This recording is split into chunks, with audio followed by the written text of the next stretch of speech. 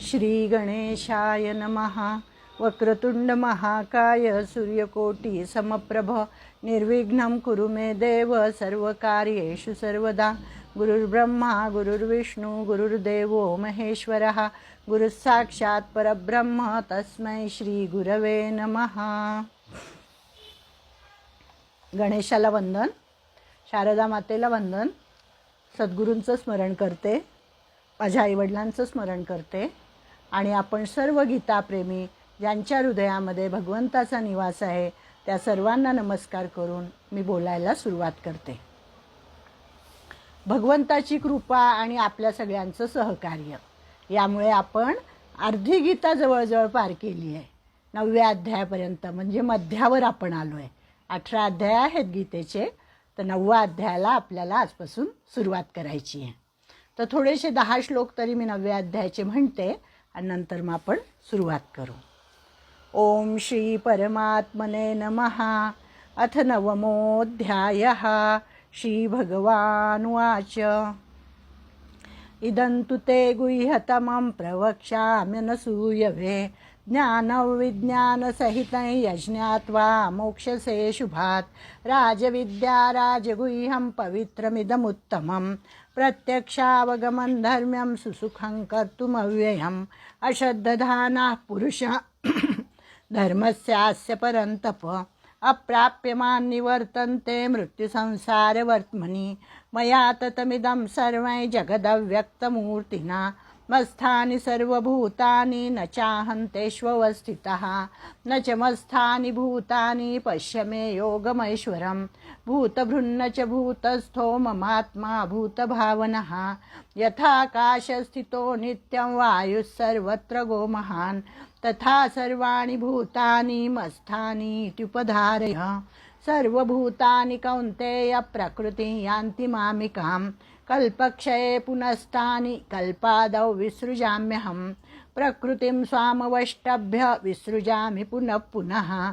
भूतग्राममिमं कृत्स्नम् अवशं प्रकृतेर्वशात् न च मान्तानि कर्माणि निबध्नन्ति धनञ्जय।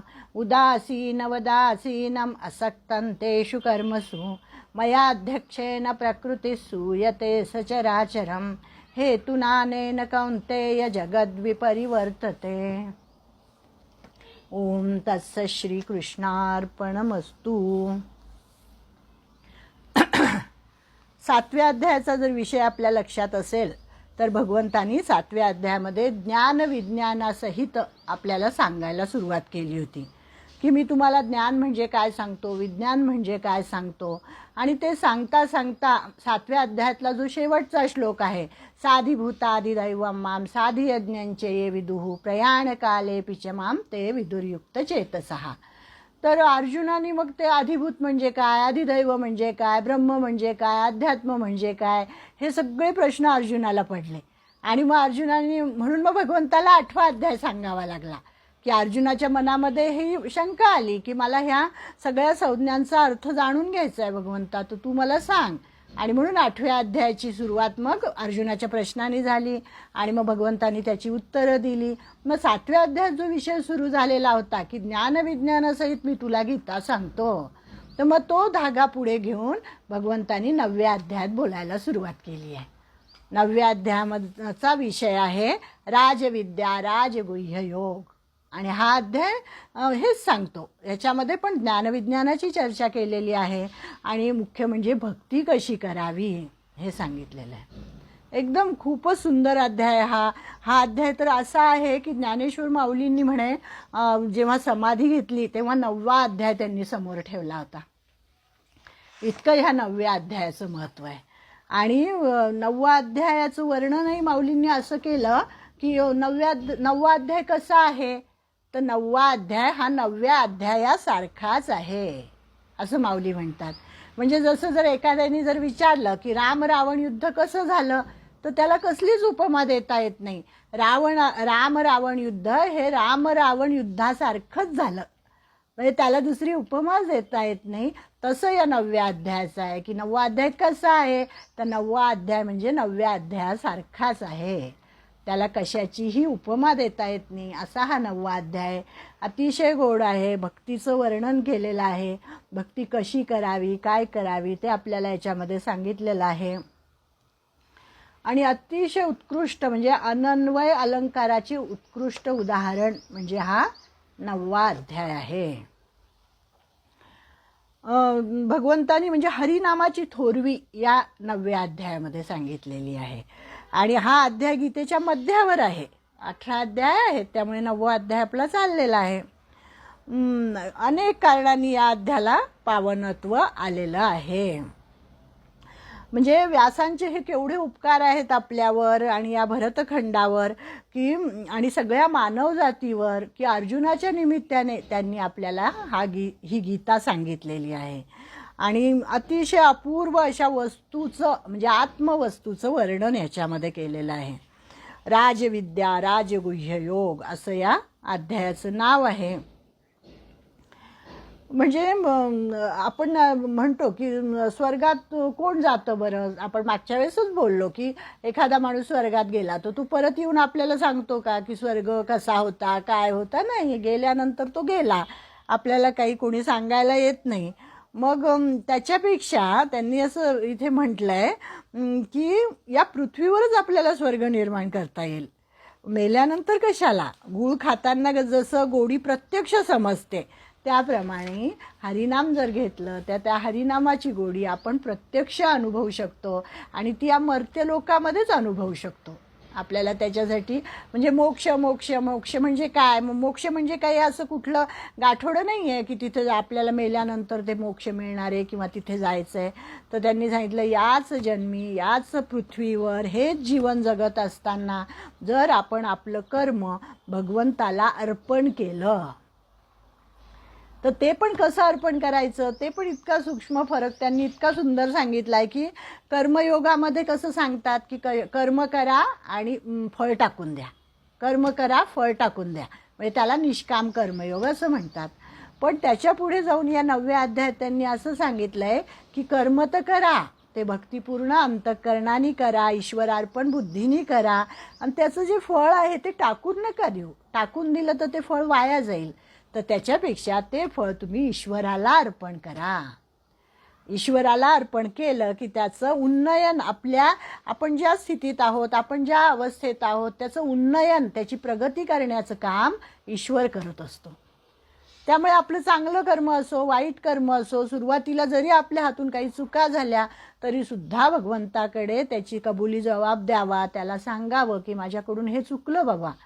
मग पुढच्या वेळेस आपोआपच आपलं कर्म उत्तम होतं.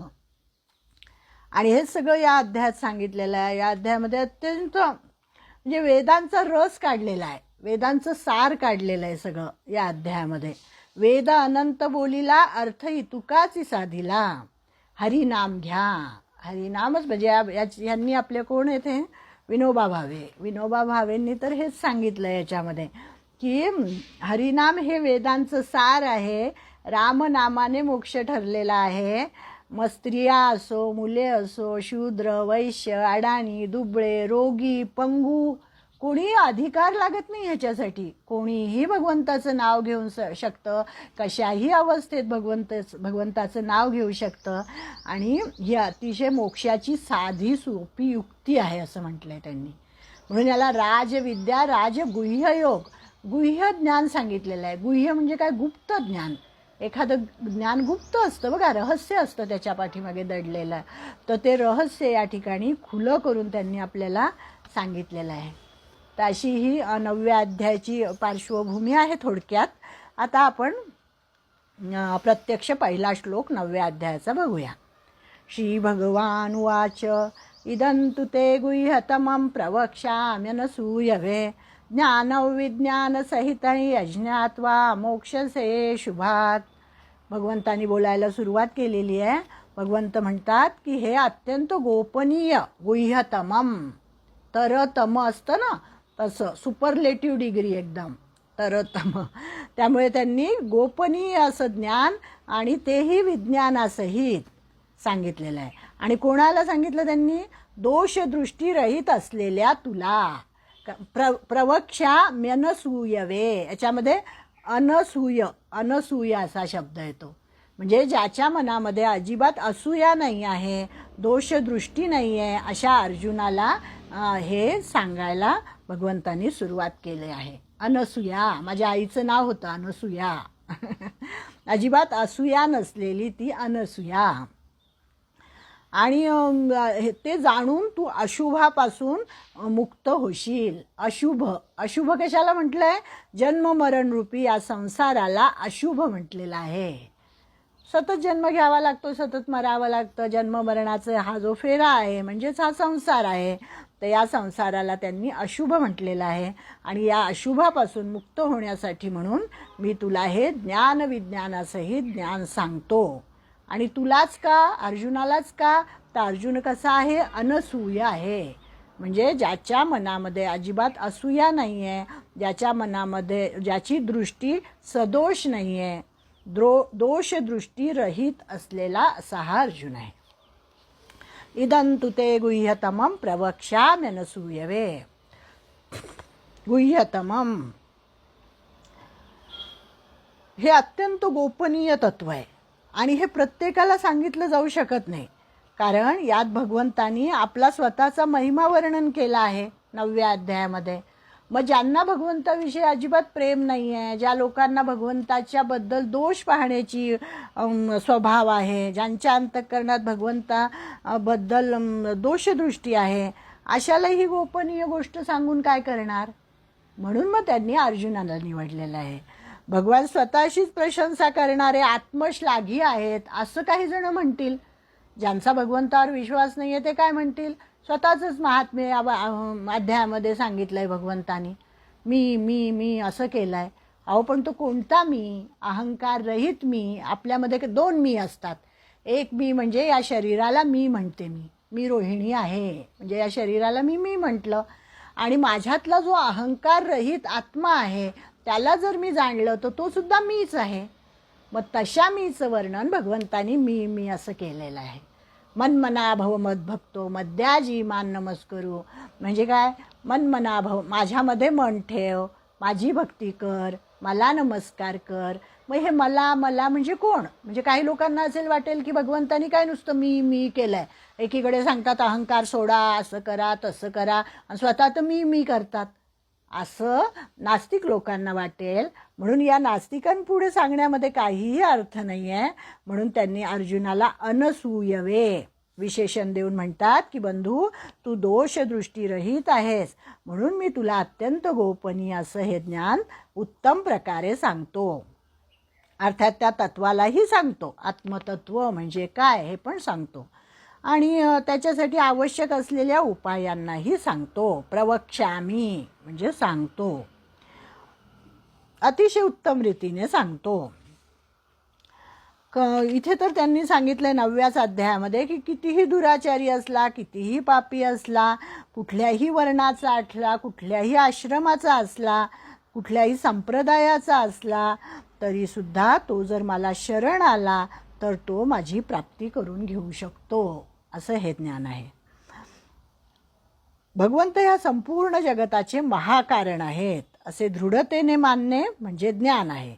आणि भगवंताशिवाय दुसरे कोणतेही तत्व नाही असा अनुभव होणे हे विज्ञान आहे. म्हणजे आधी कळलं पाहिजे की नेमकं काय आहे आणि नंतर त्याचा अनुभव आला पाहिजे. म्हणजे असं ज्ञान आणि विज्ञान. ज्ञान विज्ञानाच्या व्याख्या आपण 7व्या अध्यायात सुद्धा पाहिल्या होत्या की हे विज्ञान म्हणजे जे आपल्याला दिसतंय, जी स्थूल सृष्टी आपल्याला दिसतीये ते म्हणजे सगळं विज्ञान आहे. त्याचा आपण अनुभव घेऊ शकतो. आणि त्याच्याही पलीकडचं जे इंद्रियातीत आहे त्याला ज्ञान म्हटलेलं आहे. आणि त्याच्या पुढचं अज्ञान. अज्ञान म्हणजे काय की या सगळ्याला खरं समजणं, विज्ञानाला खरं समजणं. खरं ते खोटं आहे, माया आहे, ती परिवर्तनशील आहे, ते परंतु बदलणारं आहे म्हणजे सतत, परंतु त्याला आपण चिरकाळ टिकणारं असं समजतो. त्यामुळे ते कसं आहे म्हणे, तर त्याला अज्ञान म्हणायचं. हे आपलं सगळ्यात मोठं अज्ञान आहे असं त्यांनी सांगितलं आहे. म्हणजे ह्या अज्ञानापासून, या अशुभापासून मी तुला मुक्त करेल असं भगवंतांनी सांगितलेलं आहे. यज्ञात्वा मोक्षसे शुभात. अशुभ म्हणजे जे उच्च नीच योनी जन्म घेण्याला कारणीभूत असते, असंच आपला संबंध मानलेला आहे, वास्तविक नव्हे. म्हणजे ते म्हणतात की या संसारामध्ये आपण मागच्याच वेळेस आपण पाहिलं होतं की ते भगवंतानी आपल्याला हे खेळणं दिलं आहे. खरं तर आपण भगवंताचेच अंश आहोत, पण त्याला करमत नव्हतं, म्हणून मग तो एकोहम बहुश्याम झाला. आणि मग त्याला एकट्याला करमत नव्हतं म्हणून त्यांनी आपल्यासारखंच इतरांना आपल्याला निर्माण केलं, सृष्टी तयार केली. आणि मग आपल्याला हे शरीर नावाचं खेळणं त्यांनी दिलं. पण आपण काय केलं, त्या शरीराला आपलं मानलं. मी म्हणजे शरीर आहे, हे माझं आहे, म्हणजे अहंता आली, ममता आली. हे सगळं आल्यामुळे काय झालं, त्या संसार चक्रामध्ये आपण अडकले गेलेलो आहोत. आणि म्हणून त्यापासून मुक्ती करण्यासाठी म्हणून भगवंतानी आपल्याला हे ज्ञानविज्ञान सांगितलेलं आहे. तर अशी ही विज्ञानासह ज्ञान सांगण्याची प्रतिज्ञा पहिल्या श्लोकामध्ये केली. आणि मग त्याचा परिणाम काय की अशुभापासून मुक्त होणे सांगितलं. आता पुढच्या श्लोकामध्ये त्याच विज्ञानासहित ज्ञानाचे महात्म्य वर्णन करतात की हे किती महत्त्वाचं आहे. ही जी आत्मविद्या आहे, ही जी राजविद्या आहे, ही कशी आहे, किती महत्त्वाची आहे. त्याला विशेषणं त्यांनी किती दिली आहेत बघा. राजविद्या राजगुह्यम पवित्रमिदमुत्तमं प्रत्यक्षावगमन धर्म्यम सुसुखम कर्तुम अव्ययम. हे ज्ञान संपूर्ण विद्यांचा आणि संपूर्ण गोपनीयांचा राजा आहे. राजविद्या राजगुह्यम. आणि हे अत्यंत पवित्र आणि अत्यंत श्रेष्ठ आहे. आणि याचे फलसुद्धा प्रत्यक्ष आहे. पवित्रमिदम उत्तमम, पवित्र आहे, उत्तम आहे. प्रत्यक्षावगमम म्हणजे हे काय की याचं फळ आपल्याला प्रत्यक्ष मिळतं. धर्म्यम धर्ममय आहे. सुसुखम म्हणजे अविनाशी आहे. नाही, अव्ययम म्हणजे अविनाशी आहे. आणि सुसुखम म्हणजे सुख देणारं आहे. प्राप्त करून घेणे अतिशय सोपं आहे. सुसुखम सुलभ आहे असं सांगितलं आहे. म्हणजे ही राजविद्या जी आहे हे विज्ञानासहित ज्ञान संपूर्ण विद्यांचा राजा आहे. राजविद्या म्हणजे काय, आत्मविद्या, आत्म्याविषयीचं ज्ञान म्हणजेच राजविद्या. कारण याला योग्य रीतीने जाणून घेतल्यास काहीही जाणून घ्यायचे बाकी राहत नाही. एकदा हे ज्ञान झालं की बाकी सगळं विश्वातलं त्याच्यामध्येच सगळं समाविष्ट आहे ना. त्यामुळे इतर काही मला जाणून घ्यायचं आहे असं राहतच नाही. सगळं काही त्याच्यामध्ये समाविष्ट आहे. भगवंतांनी 7व्या अध्यायाच्या आरंभी म्हटलेच होते, माझ्या समग्र रूपाला जाणल्यावर, जाणून घेतल्यावर जाणण्याची काही शिल्लक राहत नाही. ज्ञानन्ययम सविज्ञानम इदं वक्ष्याम्य शेषतः यज्ञात्वा नेह भूयोन्य ज्ञातव्यम अवशिष्यते. अवशिष्यते म्हणजे काहीच शिल्लक राहत नाही. एकदा ज्ञान विज्ञानासहित ह्या गोष्टी कळल्या की मग दुसरं काही ज्ञान या जगामध्ये शिल्लक आहे असं काही राहत नाही. जसं व्यासोच्छिष्ट जगत्त्रयम म्हटलंय ना, की व्यास कसे आहेत म्हणे, की व्यासांनी सगळ्या ग्रंथांना स्पर्श केलेला आहे. जगामध्ये एक पण असा ग्रंथ नाही आहे की जो व्यासांनी लिहिलेला नाही आहे.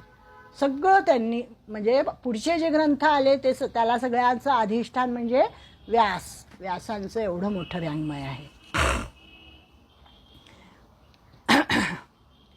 त्यानंतर भगवंताची सगुण निर्गुण ही रूपं आपण बघितलेली. सगुण निर्गुण आणखी पुढे याचा विस्तार आणि विचार होईलच.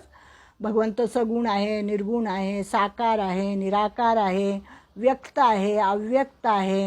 ही सगळी जी स्वरूपं आहेत या सगळ्या स्वरूपांपैकी भगवंताच्या सगुण साकार स्वरूपाचे विशेष महत्त्व आहे. आणि त्या सगुण साकार स्वरूपाचं वर्णन या 9व्या अध्यायामध्ये केलेलं आहे. राजगुह्यम म्हटलंय म्हणजे संसारामध्ये अनेक रहस्यमय गोष्टी असतात, गुप्त गोष्टी असतात. त्यामुळे ही गोष्ट भगवंतांनी उघडपणे सांगितलेली आहे. ही गुप्त गोष्ट भगवंतांनी, त्यामुळे विशेष आहे हा अध्याय, म्हणून विशेष आहे. आणि या अध्यायाचं अजूनही मला असं कुठेतरी वाचल्यासारखं वाटतं की बघा, 9चा पाढा जर आपण म्हटला तर काय होतं, प्रत्येकाची बेरीज 9च येते. 9 1 9, 9 2 18, 8 आणि 1 9. 9 1 9, 9 2 18, 9 3 27, 7 2 9. तुम्ही म्हणून बघा, पूर्ण पाढा तुम्ही म्हणून बघा. 9 9 81, 8 1 9. म्हणजे पाढ्यातली प्रत्येक जी संख्या आहे त्या प्रत्येकाचा जी बेरीज होते ती 9च होते. म्हणून या अध्यायाला विशेष महत्त्व आहे असंही मी कुठेतरी वाचलं होतं. हा 9वा अध्याय म्हणजे हे परब्रह्माचं रूप आहे. 9व्या अध्यायामध्ये परब्रह्म गुह्य ज्ञान उघड करून सांगितलेलं आहे आणि तो म्हणजे परब्रह्म परमात्मा एकला एक आहे. म्हणजे प्रत्येकाची बेरीज ही 9च होते. आणि त्याच्या विरुद्ध 8वा अध्याय. 8वा अध्याय म्हणजे प्रकृतीचं त्यांनी हे केलेलं आहे त्याच्यामध्ये, की 9वा अध्याय हे परब्रह्माचं प्रतीक आहे आणि 8वा अध्याय हे प्रकृतीचं. प्रकृती ही बदलणारी असते त्यामुळे 8व्या अध्यायामध्ये कमी कमी होत जातं. 9व्या अध्यायामध्ये संख्या तीच राहते आणि 8व्या अध्यायात कमी कमी होत जात. 8 1 8, 8 2 16, 6 1 7 झाले. 8 1 8, 8 2 16, 8 3 24, 4 2 6 झाले. आता तुम्ही अशा पद्धतीने करत बसा, तुमच्या लक्षात येईल की 9चा पाढा म्हटला की संख्या तीच राहते बेरीज केल्यावर आणि 8चा पाढा म्हटला की संख्या कमी कमी होते. म्हणजे प्रकृती ही काही वाढत नाही, ही काही ती कमी कमी होत जा, म्हणजे ती क्षय पावणारी आहे. प्रकृती ही क्षय पावणारी आहे आणि परब्रह्म मात्र हे कसं आहे, अक्षय आहे. असा एक अर्थ त्याच्यातून कुठेतरी वाचल्याचं मला आठवलं.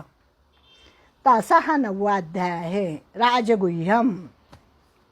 मग गुह्य का बरं म्हटलंय त्यांनी, की जसं नाटकामध्ये म्हणे एखादा माणूस, एखादा नट काम करत असतो आणि काम करत असताना तो जर समजा राजाचं काम करत असेल तर तो राजाचंच नाटक अशा पद्धतीने वठवतो आणि मग एखाद्याला जर कळलं की हा मुळात कोण आहे, हा कोणीतरी वकील आहे किंवा हा कोणीतरी डॉक्टर आहे, ते त्याचं गुह्य ज्ञान आहे ना, ते त्यांनी लपवून ठेवलेलं आहे आणि ते जर आपल्याला कळलं तर आपल्याला कसं वाटतं, तसं त्यांच्यासमोर स्वतःला प्रगट करत नाही तो. म्हणजे तर तसं त्यांनी सांगितलं आहे की भगवंत तो जो नट आहे तो जसं स्वतःचं मूळ स्वरूप लपवत असतो तसे जेव्हा भगवान मनुष्य रूपात लीला धारण करतात तेव्हा अभक्त लोक त्यांना मनुष्य समजून त्यांची अवज्ञा करतात.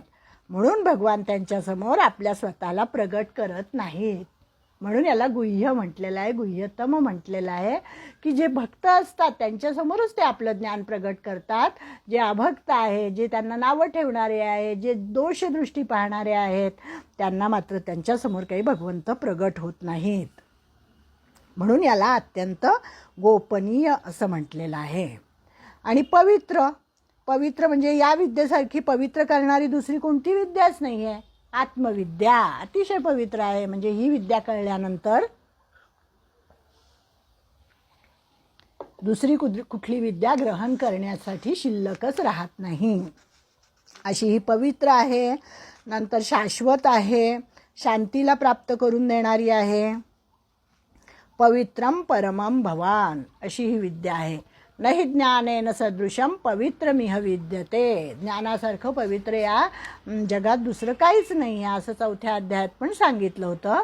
तशीच ही राजविद्या आहे आणि या विद्येला अशा प्रकारे 8 विशेषणं भगवंतांनी लावलेली आहेत. उत्तम म्हटलेलं आहे, सर्वश्रेष्ठ आहे.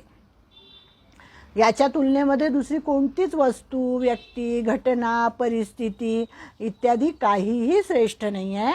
सश्रेष्ठतेची शेवटची सीमा म्हणजे ही राजविद्या आहे.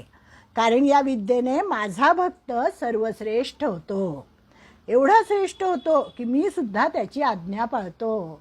भगवंत सुद्धा भक्ताचा अंकित होतो. अशी ही विद्या आहे. आणि या विज्ञानासहित ज्ञानाला जाणून घेऊन जे मनुष्याचा अनुभव घेतात त्यांच्यासाठी भगवान म्हणतात की मी त्यांच्यात असतो आणि ते माझ्यात असतात. आता पुढे येईल बघा हे, की भगवंत असं म्हणतात मै ते तेषु चाप्यहम, की मी त्यांच्यात आहे आणि ते माझ्यात आहेत. आणि जे मला मानत नाहीत, जे मला दोषदृष्टीने पाहतात त्यांच्यात मी नाही आहे. भगवंतांनीच खरं तर त्यांना निर्माण केलेलं आहे, पण भगवंत त्यांच्यामध्ये नाही आहे. कारण की ते भगवंताला न मानणारे आहेत, ते प्रकृतीला मानणारे आहेत. प्रत्यक्षावगमम, की ही जी आत्मविद्या आहे, ही जी राजविद्या आहे, याचं फल प्रत्यक्ष आहे. जो मनुष्य या गोष्टीला जितके समजून घेईल तो तितकाच आपल्यात विलक्षणतेचा अनुभव करेल. आपोआपच त्याला आपण भगवंताचे अंश आहोत हे ज्याला कळतं त्याचं बघा ना कसा विचारच आपला बदलून जातो.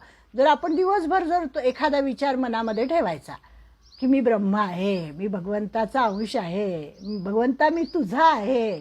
सोप्या भाषेत जरी असं म्हटलं की भगवंतानी मला आपलं म्हटलंय, त्याच्यासाठी त्याच्याशी काहीतरी नातं जोडायचं की काही मुलाचं नातं किंवा काही वडिलांचं नातं, माऊलीचं नातं, असं कुठलं तरी त्याच्याशी नातं जोडून जर दिवसभर आपण त्या भावनेमध्ये राहिलो तर आपणच आपला अनुभव घेऊ शकतो की आपली भावना कशी होते, आपली वर्तणूक त्या दिवशी कशी होते, आपलं मन त्या दिवशी किती प्रसन्न राहतं, ह्या सगळ्या गोष्टी.